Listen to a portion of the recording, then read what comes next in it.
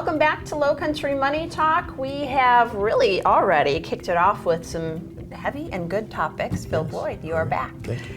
Our viewers love hearing from you because you answer so many questions that we all have on our mind. We're really battling inflation and trying to figure out what to do about that. Right. For our viewers who are in or nearing retirement, we're trying to make some pivots and figure out what kinds of things are good to do. Something I hadn't really thought about before today. You really utilize your Social Security benefits into an inflation-fighting asset. It's a mouthful, but also a great way to help out your retirement portfolio. Well, Jessa, some people, you can take early Social Security.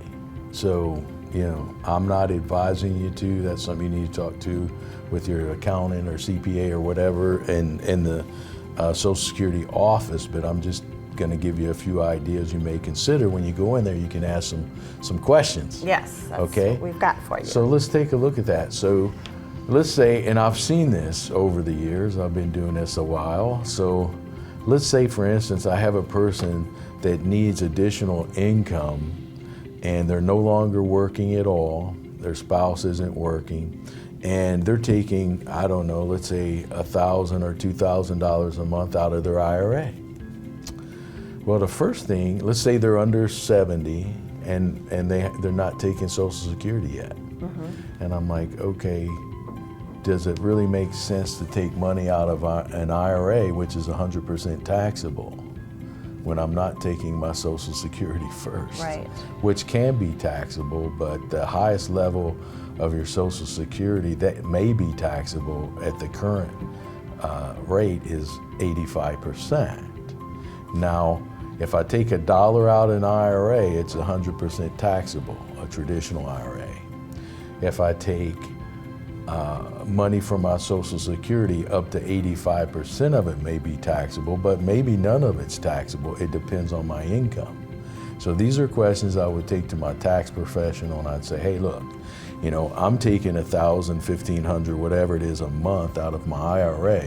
If I stopped taking that money out of my IRA and just started early Social Security, would that save me money, one, in taxes? And here's the thing, here's another thing I found out on that, Jessa.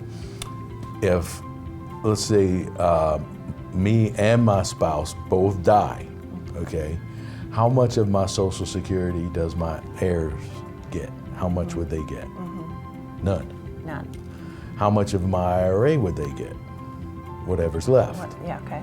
But if I'm depleting my IRA and I haven't started taking my Social Security yet, I could be leaving more money to compound growth, and so that IRA would continue to grow, especially in a depleted market. So we're in a depleted market now. If I could go in and switch over, let's say I'm 64 or 63 or whatever, and say, okay, I'm just gonna start my Social Security now. And then I don't wanna take any money out of my IRA because the Social Security will carry me through. Right.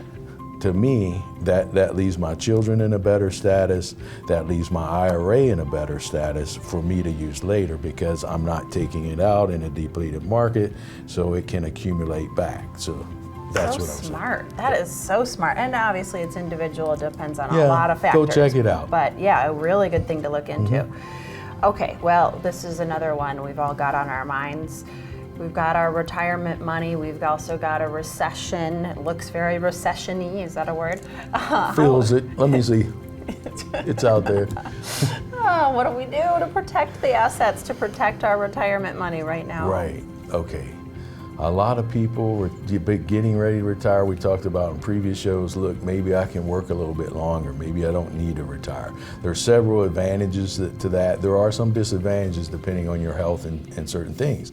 Usually as we get older, our health doesn't get better, so we could be cutting the time frame on our traveling in retirement, which is usually the first few years of retirement is better to travel than the other ones because, our health deteriorates naturally.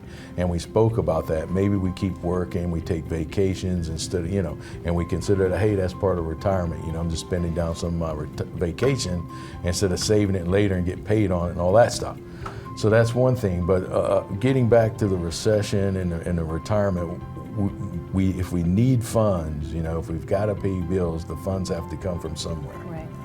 So I think, again, it makes sense that we have assets where we can take withdrawals that aren't gonna, you can look at an asset as an EKG, which could be the volatility of the market today, or we can look at them at a stair step.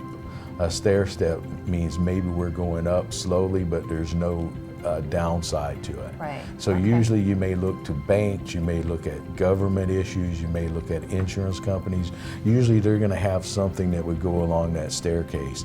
So I would shop, I would look at interest rates and things of this nature and see what you could get involved in there for the safe side of things. Right. Because what we don't want to do in a rough economy or a downturn in the market is take money from the EKG side. Aren't you glad you're watching this episode? This is just so great. You're pretty good at this. Well, I've been around. Got more questions for you and more answers after the break here on Lowcountry Money Talk. Stick around.